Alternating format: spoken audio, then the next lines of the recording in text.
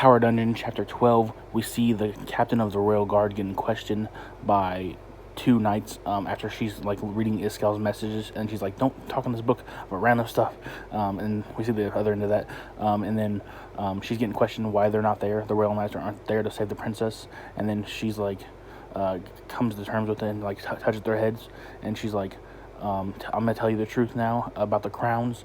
And then we cut to a parliamentary's secretary's son getting stood over by Koresh, and he's like, it's hard to believe that a parliamentary secretary's son would be here to save the princess. And then the guy's like, I'm not telling you anything, just kill me already. And then he starts eating his arm, and he's like, ooh, your flesh tastes good. And then he tells him that the crowns have the power to summon the dragon tower only if it's used by a Dracometamorph. And the prince and princess, or the princess and the king, vowed to never summon the tower ever again. So someone else must have summoned it, a Dracometamorph. And then we cut to Iskal's team fighting a bunch of undead off, and then they ask him why he never participates in battle, and he has a weird look on his face.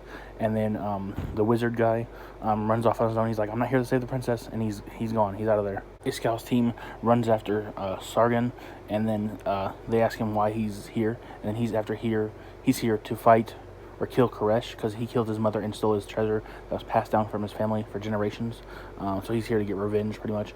And then they stumble across the body of the parliamentary secretary's son, and they're like, Koresh did this. Well, Sargon knows. He's like, Koresh did this. He's still close by.